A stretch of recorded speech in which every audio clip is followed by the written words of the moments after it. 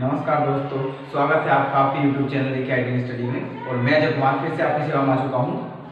तो जैसा कि हम दोस्तों आप जानते हैं और हम पढ़ रहे हैं, तो हमारा चैप्टर कौन सा चल रहा है? लाभ तथा हानि, प्रॉफिट और लॉस। ठीक है, उस चैप्टर के बारे में हम पढ़ रहे हैं और उसकी हमारी 2 वीडियो हो चुकी हैं। आज मैं तीसरी वीडियो आपके सामने लेकर के आया हूँ दोस्तों। ठीक है, और उसमें हमारे 9 क्वेश्चन हो चुके हैं और मैंने 10 क्वेश्चन, एक क्वेश्चन था 10वां, वो तुम्हें घर के लिए दिया था करने के लिए, जो सामने बोर्ड पर लिखा हुआ है, आपको दिख रहा होगा। ठीक है, और इसका कमेंट में इस बार जनसंख्या बढ़ी है, इस बार जो है इस क्वेश्चन का आंसर देने वालों की संख्या बढ़ी है दोस्तों। तो बड़ा अच्छा लगता है, जितने स्टूडेंट अधिक इस प्रश्नों का आंसर देते हैं उतना अच्छा लगता है और लगता है कि हमारी मेहनत कहीं ना कहीं सफल हो रही है। ठीक है, तो प्लीज प्रयास करते हैं सब और ध्यान से पढ़ते रहिएगा। ठीक है, तो आते हैं क्वेश्चन पर पहले क्वेश्चन कराने से पहले मैं आपको उनके नाम जरूर बोलूंगा दोस्तों, हर बार की तरह। ठीक है, क्योंकि बड़े अच्छे बच्चे हैं, बड़े अच्छे स्टूडेंट हैं, मेहनत करते हैं और आंसर देते हैं हर बार। ठीक है, देखते हैं क्या क्या नाम उनके। Number 1 Rahul, number 2 Aditya, number 3 Tarun, number 4 Shivam, number 5 Rinku, number 6 Taruna, number 7 none. ठीक है, तो ये 7 बंदे हैं, ये 7 स्टूडेंट हैं दोस्तों, जिन्होंने इस क्वेश्चन का आंसर बिल्कुल सही दिया। ठीक है, चलो कोई दिक्कत नहीं है। अभी इस क्वेश्चन को करते हैं, क्वेश्चन होगा कैसे। ओके, तो देखते रहिएगा ठीक से।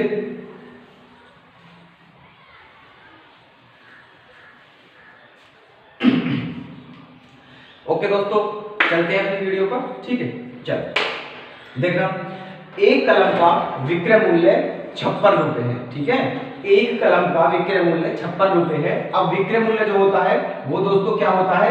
एसपी। मैंने आपको पहले ही बता रखा है, ठीक है, कि जो क्रय मूल्य होगा उसे सीपी के द्वारा मतलब संकेत जो उसका सीपी होता है, कॉस्ट प्राइस। ठीक है, जो खरीदा हुआ होता है। विक्रय मूल्य का संकेत एसपी होता है, सेलिंग प्राइस, जो बेचा हुआ होता है। अंकित मूल्य को एमपी के द्वारा रिप्रेजेंट करते हैं। मार्क प्राइस जो छपा हुआ होता है दोस्तों। ठीक है, छपा हुआ मूल्य बोल दो, अंकित मूल्य बोल दो, सूची मूल्य बोल दो।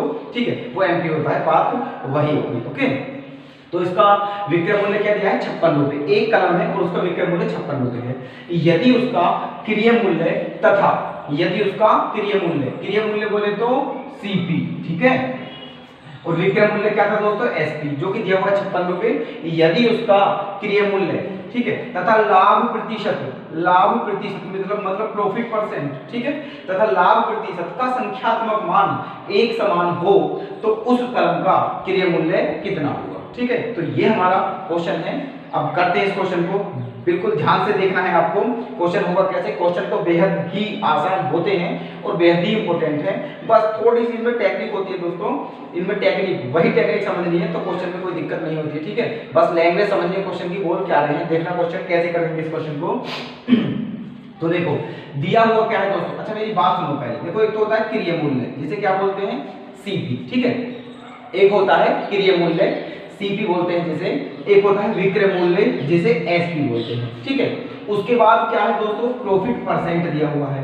मतलब इस क्वेश्चन में मात्र 3 चीजों का जिक्र है, वो मैंने तीनों की तीनों चीजें आपके सामने लिख दी हैं, आप सब देख पा रहे होंगे। ठीक है, क्या क्या है वो चीजें? क्रय मूल्य सीपी, विक्रय मूल्य एसपी और लाभ प्रतिशत P%। ठीक है, ये अब इन्होंने जो विक्रय मूल्य दिया हुआ है वो कितना दिया हुआ है? 56 रुपए। तो एसपी के प्लेस पे मैं एसपी के नीचे क्या रखूं दोस्तों? 56 रुपए। ठीक है, लेकिन सीपी नहीं दिया हुआ है। और क्या दिया हुआ है? और ये दिया हुआ है कि जो क्रय मूल्य है वस्तु का, उस कलम का, उस कलम का क्रय मूल्य और उसका लाभ प्रतिशत, दोनों के जो मान है वो क्या है? आपस में इक्वल है दोस्तों। कहने का मतलब ये है कि जितना क्रय मूल्य है उतने ही परसेंट लाभ भी है। ठीक है, अगर मैं क्रय मूल्य को x रुपए मान लूं तो लाभ भी x% ही हो जाएगा दोस्तों। ठीक है, अगर मैं क्रय मूल्य को x मान लूं तो लाभ भी x% का हो जाएगा। ऐसा क्वेश्चन में दिया हुआ है, हमने अपने पास से नहीं लिखा है। ठीक है, और विक्रय मूल्य 56 रुपए दिया हुआ है। तो बोला क्या है कि उस वस्तु का क्रय मूल्य क्या हुआ, मतलब हमें x का मान फाइंड आउट करना है दोस्तों। ठीक है, x का मान फाइंड आउट करना है। ठीक है, अब मेरा मानना क्या है दोस्तों इसमें? मेरा मानना यह है कि देखना, ऑप्शन उठा लो तो ज्यादा बेटर होगा। ठीक है, ऑप्शन, बिना ऑप्शन के भी बता देंगे कोई दिक्कत नहीं है, लेकिन ऑप्शन उठा लो तो अच्छा है। ठीक है, देखना सीपी क्या है? अब मैं मान लेता हूँ, देखना दोस्तों पहली बात, ठीक है, ये पॉइंट वाली संख्या, इसमें आंसर नहीं लगनी है तो पॉइंट वाली संख्या नहीं उठाते हैं, ठीक है। ऑप्शन उठाते हैं, जैसे 35 उठाते हैं, पहले 35 उठाते हैं, ठीक है। ये तो सीपी क्या मान लिया दोस्तों, 35। ओके, तो लाभ भी कितना होना चाहिए, 35% होना चाहिए, ठीक है। चलो 56 रुपए में बेची, 35 रुपए में खरीदी, तो ठीक है 35 है ना, और तो कितने का लाभ है दोस्तों, 21 रुपए का, ठीक है। अगर कोई वस्तु 35 रुपए की खरीदी और 56 रुपए में बेच दी तो उसमें लाभ क्या है, 21 रुपए का, है ना। और बटे लाभ हानि किसको होती है दोस्तों, सीपी पे, बटे में 35 और गुणा 100, ठीक है। तो दोस्तों क्या ये 5 से 7 बार काटा, और 5 से कितनी बार काटा, 20 बार, और 7 से कितनी बार, 3 बार, और 20 दिया 60% का लाभ हो रहा है, जबकि कितने का होना चाहिए, 35% का ही होना चाहिए, इसलिए ये ऑप्शन हमारा क्या है, गलत, ठीक है। क्या है हमारा ऑप्शन दोस्तों, गलत। अब उठाते हैं डी ऑप्शन, ठीक है। क्या माना सीपी दोस्तों, 40 रुपए, सीपी क्या मान लिया, 40 रुपए। अब देखते हैं 40 रुपए सीपी और 56 रुपए में बेची, तो लाभ कितने का दोस्तों, ठीक है 16 रुपए का। कितने रुपए का लाभ, 16 रुपए का, बटे किस पे, 40 पे, और गुणा 100%, ठीक है। तो 16 है ना, 16, 8 से काटते हैं दोस्तों, 8 दूनी 16 और 8 पंजे 40, ठीक है। और 5 से कितनी बार, 20 बार, और 20 दूनी 40, कितने परसेंट का लाभ आ गया, 40% का, 40% का।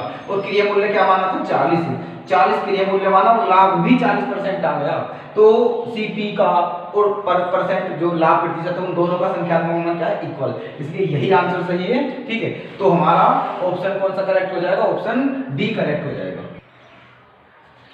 नेक्स्ट क्वेश्चन की तरफ चलते हुए दोस्तों, नेक्स्ट क्वेश्चन हमारा क्या होगा, क्वेश्चन नंबर 11, ठीक है। देखो एक दुकानदार 20 किलोग्राम चावल, ठीक है, कितने किलोग्राम चावल, 20 किलोग्राम चावल किस रेट से खरीदे, 12.5 रुपए प्रति किलोग्राम की दर से, ठीक है। और 30 किलोग्राम चावल किस दर से खरीदे, 15 रुपए 25 पैसे प्रति किलोग्राम की दर से खरीदे दोस्तों, ठीक है। तो बोल रहे हैं कि दोनों को मिलाकर, दोनों एक साथ मिला दिए, ठीक है। दो टाइप के चावल हैं, रेट अलग अलग है, दोनों खरीदे अलग अलग मूल्य से, लेकिन दोनों को साथ मिला दिया, और मिलाने के बाद बोल रहा है कि उस मिश्रण को प्रति किलोग्राम किस दर से बेचे ताकि उसे 20% का लाभ हो, ठीक है। चलो दो टाइप के चावल हैं हमारे, पहले प्रकार के और दूसरे प्रकार के, ठीक है। इनका रेट क्या है दोस्तों, 12.5 रुपए प्रति किलोग्राम, और इनका रेट क्या है, 15 रुपए 25 पैसे प्रति किलोग्राम, ठीक है। तो इस दर से कितने चावल खरीदे, 20 किलोग्राम। तो जब 1 किलोग्राम चावलों का मूल्य 12.5 रुपए है, तो 20 किलोग्राम का कितना होगा, 20 की क्या कर देंगे, गुणा, ठीक है। और दूसरे प्रकार के जो चावल हैं इनका मूल्य 15 रुपए 25 पैसे प्रति किलोग्राम है, 1 किलोग्राम कितने के, तो टोटल कितने किलोग्राम खरीदे, 30, तो 30 की क्या कर देंगे, मल्टीप्लाई, ठीक है। तो मतलब पहले प्रकार के 20 किलोग्राम चावलों का मूल्य क्या हो जाएगा दोस्तों, ये, और दूसरे प्रकार के 30 किलोग्राम चावलों का मूल्य क्या हो जाएगा, ये, मल्टीप्लाई करने के बाद। और टोटल चावल कितने खरीदे उसने, 20 तो 1 किलो खरीदे और 30 खरीदे, मतलब टोटल कितने किलोग्राम खरीदे, 50 किलोग्राम चावल खरीदे, ठीक है। चलो पहले यहाँ निकाल लेते हैं, तो ये दोस्तों क्या आएगा निकल के हमारा सीपी, क्या आएगा ये, सीपी, दोनों को क्या कर देंगे, ऐड कर देंगे, ठीक है। तो सीपी निकाल देते हैं, तो देखना है ये दोस्तों ऐसा करते हैं, ये 125 दूनी है ना, ये 2 जीरो तो दोस्तों खत्म हो जाएगी, 125 दूनी क्या हो जाएगा दोस्तों, 250 रुपए, ठीक है। क्या आ जाएगा, 250 रुपए, ठीक है, क्योंकि पॉइंट क्या हो जाएगा, कैंसिल। यहाँ करते हैं प्लस, ठीक है, ये 1 जीरो तो आएगी दोस्तों, 3 पंजे 15 का 5, ठीक है, 3 पंजे 15 का 5 और 3 दूनी 6 और 1 7, 3 पंजे 15 का 5, 3 एकम 3 और 1 4, ठीक है। ये आ गया 457 रुपए 50 पैसे बोल सकते हैं, ठीक है, 50 पैसे बोल सकते हैं टोटल। तो जोड़ देते हैं इनको, ठीक है। देखो 50 पैसे तो आएगा, ठीक है, 7 और 5 1, 5 और 2 7, ये आ गया दोस्तों 707 रुपए 50 पैसे, ठीक है, 707 रुपए 50 पैसे, ये क्या आ गया इनका सीपी, है ना। मतलब कहने का ये हुआ उसने 20 किलोग्राम तो चावल ये रहे दोस्तों, और 30 किलोग्राम चावल ये रहे, और 20 और 30 टोटल हो गए 50 किलोग्राम। कहने का मतलब ये है कि उस दुकानदार ने 50 किलोग्राम चावलों को कितने रुपए में खरीदा, 707 रुपए 50 पैसे में खरीदा, ठीक है। अच्छा तो इस पे उसे कितने परसेंट का लाभ कमाना है दोस्तों? 20% का, 20% का लाभ कमाना है। तो वो बोल रहे हैं कि उन्हें कितने रुपए प्रति किलोग्राम की दर से बेचा जाएगा। ठीक है, चलो तो अब देखना 707 रुपये 50 पैसे ये है दोस्तों। इस पे कितने का लाभ कमाना है? 20% का। ठीक है, 20% के लाभ पे देखने हैं ये। तो क्या आ जाएगा दोस्तों? 120 और बटे में क्या आ जाएगा? 100। ठीक है, ये आ गया। अब देखना ऊपर से दोनों जीरो, मतलब ये पॉइंट खत्म हो जाएगा। ठीक है, दो जीरो, 12 पंजे 60 की जीरो हासिल 6 है ना, 12 सत्ते 84, 84 और 6 90 के जीरो हासिल 9, 12 जीरो जीरो और 9 और 12 सत्ते 84, ये आ गया दोस्तों। और बटे में क्या है? ठीक है, 100। तो दो जीरो यहाँ कैंसिल होगी, तो क्या आया दोस्तों? 849 रुपये, 849 रुपये। कहने का मतलब ये हुआ, ठीक है, कि उसे 20% का लाभ कमाने के लिए वो सारे के सारे चावल कितने रुपए में बेचने पड़ेंगे? 849 रुपए में सारे चावल। लेकिन क्वेश्चन में जो पूछा गया है वो पूछा गया है दोस्तों कि 1 किलोग्राम चावल कितने में बेचे। ये टोटल जो बेच रहे हैं दोस्तों, ये टोटल कितने किलोग्राम चावलों का मूल्य है? जो है 50 किलोग्राम चावलों का मूल्य है। ठीक है, मतलब 50 किलोग्राम चावल उसे 849 रुपए में बेचने पर 20% का लाभ होगा। लेकिन हमसे क्वेश्चन में पूछा गया है कि 1 किलोग्राम चावल का मूल्य क्या होगा। तो इसमें क्या करेंगे हम दोस्तों? 50 का क्या कर देंगे? डिवाइड कर देंगे। ठीक है, क्या कर देंगे? 50 का डिवाइड, तो 849 बटे 50। ठीक है, 50 का क्या कर देंगे? डिवाइड कर दो। मात्र 5 से डिवाइड करो, जीरो ऐसे ही रहने देते हैं, 5 का डिवाइड करते हैं केवल। ठीक है, तो 5 एकम 5, ठीक है, 3 4 34 और 5 छंग 30। ठीक है, फिर आ गया दोस्तों, है ना, 5 छंग 30, कितना? 4 9 49। ठीक है, और 5 नाम 45। ठीक है, 45 और फिर 4 जीरो, 5 अट्ठे 40, ये आ गया दोस्तों। ठीक है, और पॉइंट क्या लग जाएगा? 2 के बाद, ये आ गया 16 रुपये 98 पैसे। मतलब 1 किलोग्राम चावल उसे 16 रुपये 98 पैसे के हिसाब से अगर बेचता है तो उसे 20% का लाभ हो जाएगा। तो ऑप्शन हमारा कौन सा हो जाएगा दोस्तों? ऑप्शन सी क्या हो जाएगा? करेक्ट। अगले प्रश्न पर चलते हैं दोस्तों, क्वेश्चन नंबर 12। ठीक है, उम्मीद करता हूं कि आप क्वेश्चनों को बड़े बेहतरीन तरीके से समझ पा रहे होंगे दोस्तों।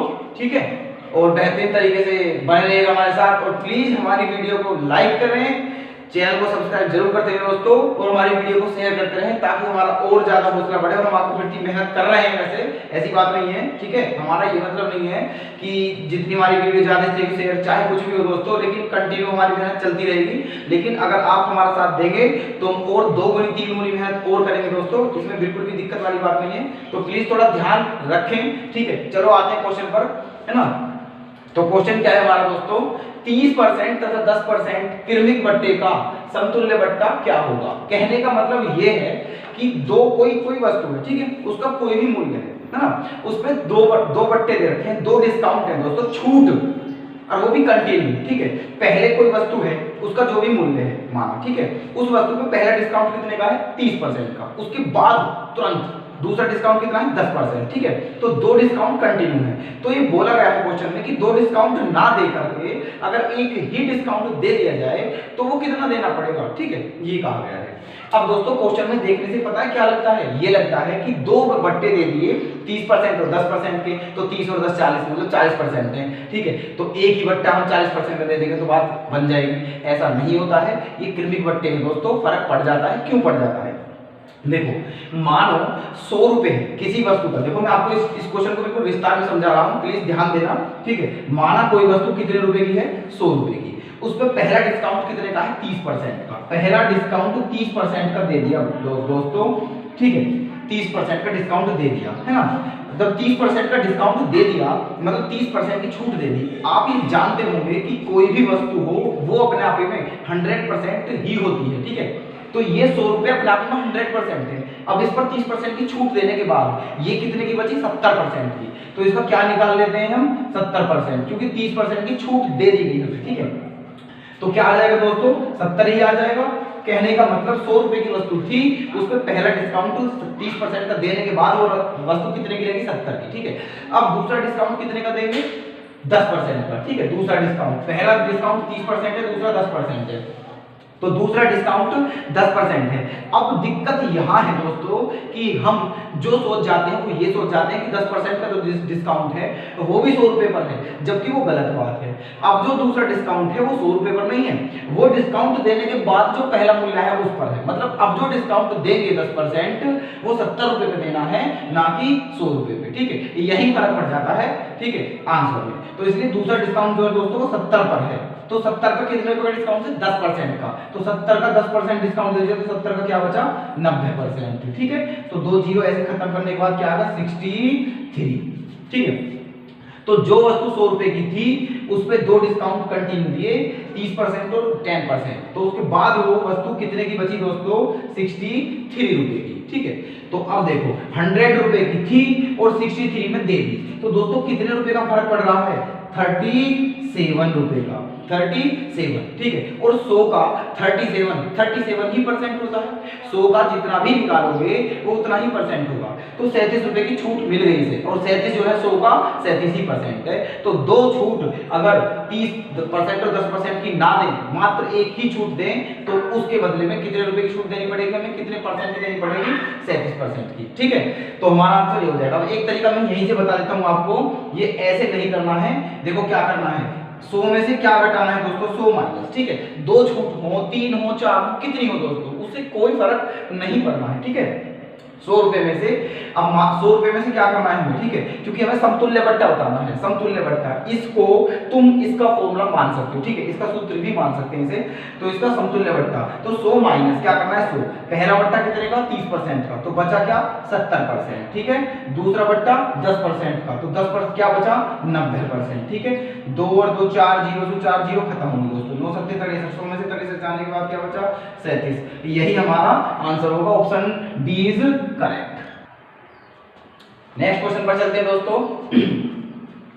सुनंदा एक कोट उसके अंकित मूल्य पर 20% छूट लेकर खरीदती है एवं उसे 15% लाभ पर बेचकर 4048 रुपए लेती है, ठीक है। तो उस कोट का अंकित मूल्य कितना था?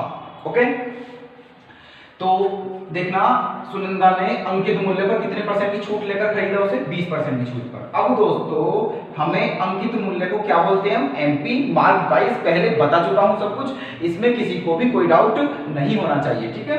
तो अंकित मूल्य मैंने क्या मान लिया? x। क्या मान लिया मैंने? उस कोट का अंकित मूल्य x रुपए, ठीक है। अच्छा, तो सुनंदा ने इसे कितने में खरीदा दोस्तों? कितने में खरीदा? जितने रुपए उसका अंकित मूल्य, उसमें 20% की छूट लेकर, 20% की छूट लेकर खरीदा, ठीक है। मतलब इसे 20% की छूट ले ली, तो कितने में खरीद लिया दोस्तों? 80% में। कितने में खरीद लिया? 80% में, x का 80%। अब ये फिलहाल क्या है दोस्तों? CP है, क्रिया मूल्य है। फिर क्या करा? अब इसने इतने रुपए में खरीद लिया और इसे वापस बेच दिया, कितने परसेंट लाभ पर? 15% के लाभ पर, ठीक है। इसे वापस बेच दिया 15% के लाभ पर। तो बेचो दोस्तों।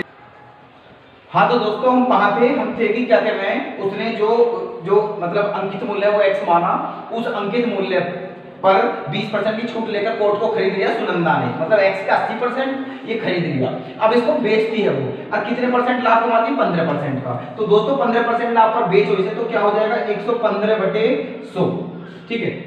ये इतना क्या था? CP। अब ये पूरा क्या हो गया? SP, ठीक है। और ये जो SP है दोस्तों 4048 रुपए तो है, बराबर किसके रख देते हैं? 4048 रुपए, ठीक है। तो कैलकुलेशन कर लेते हैं, देखना, 20 से काटो 20 से 4 बार, 20 से 5 बार, 5 से काटो 5 दूनी 5 दिया, ठीक है। 4 से काटो दोस्तों 25 बार। अब इसे 23 से काटो, 23 एकम 23, कितना बचा? 17, 174, ठीक है। 23 सत्ते 7 बार काटे दोस्तों, 23 सत्ते, ठीक है, कितना बचा था हमारा? 174। तो 23 सत्ते कितने होता है? 7 21 1 हासिल 2 7 दूनी 14 और 2 16 161, ठीक है। कितना बचा दोस्तों? 13। उतार लिया 8 का 138 और 23 छिपका 138, ठीक है। 176 बार कट गया है ये, और इधर क्या बचा हुआ है? 25, ठीक है। हमें अंकित मूल्य ही तो बताना है, मतलब x का मान ही तो बताना है। तो x इक्वल्स टू क्या हो गया? 25 की 176 में मल्टीप्लाई कर देंगे, 25 छिपका 150 की 0 हासिल 15, 25 सत्ते 175 और 15 190 की 0 हासिल 9, ठीक है, नहीं हासिल 19 और 25 से कम 25 और 19 44 दोस्तों, ठीक है। तो कितने रुपए आ गए अंकित मूल्य? 4400 रुपए उस कोट का। तो option A is correct. Next question दोस्तों, रमन एक सीडी प्लेयर 3200 रुपए में खरीदता है, वह उस पर कौन सा मूल्य अंकित करे ताकि उस पर 4% की छूट देने के बाद भी उस पर 20% का लाभ कमा सके। ओके, कहने का मतलब हमें क्या बताना है, अंकित मूल्य बताना है। ठीक है, तो उसने कोई वस्तु कितने की खरीदी दोस्तों, 3200 रुपए की। आप देख रहे हैं 3200 रुपए की उसने खरीदी, ठीक है, सीडी प्लेयर है ना। तो बोल रहा है कि इस पर कितना मूल्य अंकित करे, ठीक है, कितना मूल्य अंकित करे ताकि उस अंकित मूल्य पर अगर 4% की छूट भी दे तो भी उसे 20% का लाभ हो। ठीक है, चलो, तो कुल मिलाकर जो लाभ होगा दोस्तों, ये मूल्य चाहे कितना भी डाले उस पर, लेकिन जब ये उस मूल्य पर जितना भी डाले, जितना भी उस मूल्य अंकित कर दे, छूट उस अंकित मूल्य पर देगा ये, लेकिन अब जो भी बेचे, लेकिन लाभ जो होगा वो तो इसी के अनुसार होगा ना, लाभ तो इसी के अनुसार होगा, जितने रुपए में जाएगी उसकी कंपेयर तो इसी से करेंगे ना। कुल मिलाकर लाभ ही हानि हमेशा सीपी को 3200 रुपए के, तो 4% मतलब 20% का लाभ इसी पे कमाना है, तो इसी पे आप कमा लो 20% का लाभ। ठीक है, तो 3200 रुपए में खरीदी तो 20% के लाभ पर 120/100। ठीक है, ये जीरो यहाँ खत्म। तो ठीक है दोस्तों, तो 2 जीरो कटी गई है ना, बस इनकी मल्टीप्लाई कर देंगे। जीरो तो है 12 दूनी 24 का 4 हासिल 2, 12 के 36 और 2 38। ठीक है, कहने का मतलब अगर उसे 20% का लाभ कमाना है तो उसे वो जो है कितने रुपए की बेचनी पड़ेगी, 3840 रुपए की। ठीक है, 3840 रुपए की उसे बेचनी पड़ेगी, तब जाके उसे 20% का लाभ होगा। ठीक है, अब अंकित मूल्य कह रहा है उस पर कितना मूल्य अंकित करें, मुझे क्या पता दोस्तों कितना मूल्य अंकित करें। ठीक है, मान लेते हैं, मान लिया उस पर कितने रुपए अंकित कर दिए, उसने x रुपए अंकित कर दिए और इस पे दिए छूट कितने की दोस्तों, 4% की, मतलब x का 96%। ठीक है, x रुपए उसने अंकित कर दिए और इसमें 4% की छूट देने के बाद भी उसे कितने रुपए का लाभ हुआ, 120% का। और लाभ कब होगा उसे, 120 मतलब 20% का लाभ कब होगा, जब 3840 रुपए में बेचेगा। तो दोस्तों ये जब आप जानते होंगे अगर अंकित मूल्य पे छूट दे दी जाए तो वो क्या बन जाता है, फिर एसपी बन जाता है, विक्रय मूल्य। तो अंकित मूल्य पे छूट दे दी तो क्या है, एसपी, और एसपी हमने पहले कितना निकाला हुआ है, 3840, तो किसके बराबर कर दो इसे, 3840 के बराबर। ठीक है, काट लेते हैं, देखो 4 से काट लेते हैं दोस्तों, 24 से 24 6 8, ठीक है, 24 चौका 84 4, ठीक है, काट लेते हैं इसे, 16 दूनी 32, ठीक है, 32 6, 16 से काट लेते हैं दोस्तों, 16 छिक्कम 96 और 16 से काटो, 16 दूनी 32, ठीक है, 32 बता 6 4, 16 चौका 64 240 और फिर 6 से काट ली तो दोस्तों 40 बार। ठीक है, अब इस 100 की कहाँ मल्टीप्लाई करेंगे, 40 में, तो क्या आ जाएगा दोस्तों, 4000। इसका मतलब उसे उस वस्तु की कितने रुपए अंकित करने पड़ेंगे, 4000, ऑप्शन सी इज करेक्ट। चलते हैं दोस्तों नेक्स्ट क्वेश्चन पर, क्वेश्चन नंबर 15। ठीक है, एक विक्रेता किसी वस्तु के अंकित मूल्य पर 20% की छूट देता है और 25% का लाभ कमाता है। यदि वह विक्रेता उस पर छूट नहीं दे तो उसका लाभ प्रतिशत क्या होगा। ठीक है, तो देखते हैं दोस्तों, एक विक्रेता किसी वस्तु के अंकित मूल्य पर 20% की छूट देता है, ठीक है, अच्छा, और 25% का लाभ कमाता है। ठीक है, अच्छा, अंकित मूल्य क्या मान लिया दोस्तों, मैंने x मान लिया, क्या मान लिया, अंकित मूल्य x, ठीक है, और उस पर कितनी % की छूट दे दी।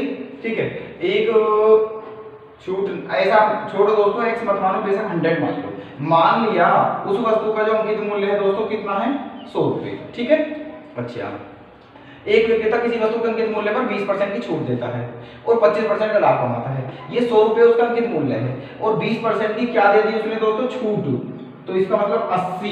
और मैंने अभी बताया है 1 मिनट पहले कि अगर किसी वस्तु पर छूट दे देते हैं तो वो वस्तु बिक जाती है, तो वो उस वस्तु को क्या हो जाता है, विक्रय मूल्य, एसपी। तो 100 रुपए मैंने अंकित मूल्य माना, इस पे 20% की छूट दे दी, 20% की छूट दे दी दोस्तों, तो अभी कितने में बिक गई, 80 रुपए में, तो ये इसका क्या है, विक्रय मूल्य। और अभी भी 20% मूल्य, 20% छूट, और अब भी से कितने का लाभ है दोस्तों, 25% का।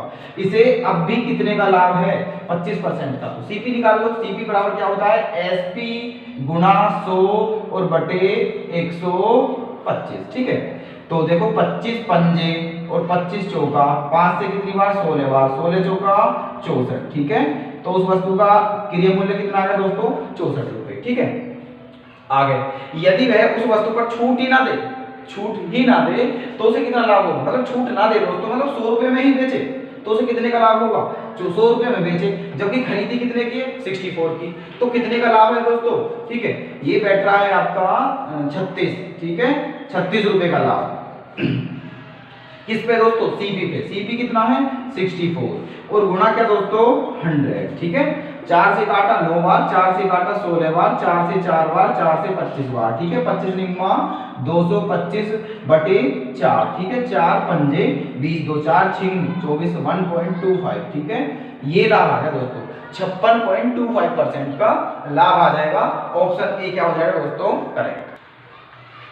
नेक्स्ट क्वेश्चन दोस्तों, एक वस्तु को 20% लाभ पर बेचा जाता है, यदि उसे 20% कम, एक वस्तु को 20% लाभ पर बेचा जाता है, ठीक है, यदि उसे 20% कम में खरीदकर 64 रुपए कम में बेचा जाए तो उसे नए क्रय मूल्य पर 30% का लाभ होगा। ठीक है, तो उस वस्तु का प्रारंभिक क्रय मूल्य क्या होगा? ओके, बहुत अच्छा प्रश्न है दोस्तों। ठीक है, बहुत अच्छा प्रश्न है। ठीक है, तो ध्यान से समझते रहिएगा। उम्मीद तो करता हूं कि दोस्तों, ठीक है, कि आपके समझ आ रहा होगा। ऐसा नहीं हो सकता कि आपके समझ ना आए। ठीक है, और फोकस बना के थोड़ा समझिएगा दोस्तों, ध्यान से समझते रहिएगा। और कोई भी किसी को भी दिक्कत होती है प्लीज कमेंट बॉक्स में जरूर बताएं दोस्तों। हमारी कोई भी अगर आपको कमी लगती हो, ठीक है, किसी भी टाइप की, तो प्लीज कमेंट बॉक्स में हमें जरूर बताएं। हम उस कमी को दूर करने का प्रयास करेंगे दोस्तों। ठीक है, चलो क्वेश्चन करते हैं दोस्तों। तो एक वस्तु को 20% लाभ पर बेचा जाता है। ठीक है, अच्छा देखा, 20% लाभ पर बेचा जाता है, यदि उसे 20% कम, मतलब दो बात कर रहा है। ठीक है, एक तो पहले दोस्तों, पहले, ठीक है, और एक बाद में, है ना, बाद कह दो या दोस्तों नया कह दो। ठीक है, या इसे प्रारंभिक बोल दो, प्रारंभिक। ठीक है, क्या बोल दिया इसे? प्रारंभिक। ओके, बड़े ध्यान से समझना है दोस्तों, प्रारंभिक और ये बाद वाला मतलब नया। ठीक है, अच्छा हमने मान लिया दोस्तों, जो उस वस्तु का प्रारंभिक क्रय मूल्य था वो क्या था? 100 रुपए। मान लिया उस वस्तु का प्रारंभिक क्रय मूल्य क्या था? 100 रुपए। उसे कितने % लाभ पर बेचा गया? 20% लाभ पर बेचा गया। तो 20% लाभ पर बेचा गया, इसका मतलब कितने में बेच दिया दोस्तों? 120 में। यहां तक कोई दिक्कत नहीं होनी चाहिए किसी को भी। यहां आते हैं दोस्तों, अब क्वेश्चन में क्या बोला गया है हमसे कि यदि उसे 20% कम में खरीद कर 64 रुपए कम में बेचा जाता, मतलब 20% कम में खरीदते, मतलब जितने में पहले खरीदा था उतने में ना खरीद के उससे भी 20% अगर कम में खरीदा जाए तो 100 रुपए में थी, इसका 20% कम में मतलब 80 रुपए में खरीदते। ठीक है, और खरीद 20% कम में खरीद कर 64 रुपए कम में बेचा जाए। कितने रुपए कम में बेचा जाए? 64 रुपए कम में बेचा जाए, तो नए क्रय मूल्य पर 30% का लाभ होता है। तो नए क्रय मूल्य पर 30% का लाभ होता है। ठीक है, तो इसका नया जो विक्रय मूल्य होगा दोस्तों, वो इसका कितने % होगा? 130%, क्योंकि इस पर 30% का लाभ होगा, तो 80 का 130%। ठीक है, तो 13 104।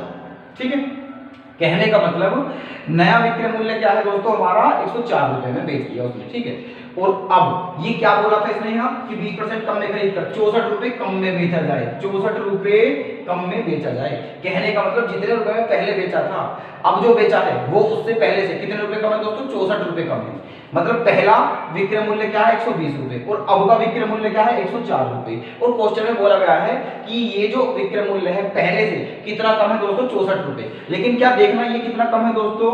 120 में से जब 104 घटाएंगे तो क्या बचेगा? 16। ठीक है, हमारे अनुसार कितना कम है? 16, और इन्होंने क्या बोला है? 64 रुपए कम है। तो 16 किसके बराबर रख दो दोस्तों? 64। 16 किसके बराबर? 64। तो 1 किसके बराबर होगा दोस्तों? 4 के। 1 किसके बराबर होगा? 4 के। इन्होंने पूछा है प्रारंभिक क्रय मूल्य। प्रारंभिक क्रय मूल्य क्या माना है मैंने? 100। जब 1 4 के बराबर है तो 100 कितने के बराबर होगा दोस्तों? 400 के बराबर। ठीक है, तो प्रारंभिक क्रय मूल्य क्या हो जाएगा? 400। ऑप्शन डी क्या हो जाएगा दोस्तों हमारा? करेक्ट। ओके दोस्तों, तो आज का हम अपना प्रोग्राम यही समाप्त करते हैं। ठीक है, नेक्स्ट वीडियो नेक्स्ट संडे में लेकर के आएंगे दोस्तों। ठीक है, तब तक के लिए ये क्वेश्चन आपके लिए छोड़ देते हैं। हर बार की तरह दोस्तों ये प्रश्न है, बड़ा अच्छा प्रश्न है। ठीक है, और पहले की तरह हर बार दोस्तों मैं आपसे कहता हूं, ठीक है, कि जो क्वेश्चन दिया करूं उसे एक बार, कम से कम एक बार करने का प्रयास जरूर करें। ठीक है, अगर क्वेश्चन हो जाता है तो आपको दोस्तों बहुत अच्छा लगेगा, अंदर से बड़ी अच्छी फीलिंग आती है जब हम क्वेश्चन कर देते हैं। और कमेंट जरूर बताइएगा करके। ठीक है, और प्लीज एक बार फिर से कहता हूं, ठीक है, अगर कोई भी दिक्कत होती है तो प्लीज हमारे कमेंट बॉक्स में जाके जरूर बताइएगा। वैसे हम उम्मीद करते हैं कि आप लोग अच्छे से समझ पा रहे होंगे और आपको कोई समस्या नहीं होगी। ठीक है, तो प्लीज हमारी वीडियो को लाइक करें, शेयर करें तथा चैनल को सब्सक्राइब जरूर करें दोस्तों, और बने रहिएगा हमारे साथ इसी प्रकार, अपना प्यार इसी प्रकार बनाए रहिएगा। ठीक है दोस्तों, मिलते हैं नेक्स्ट वीडियो में।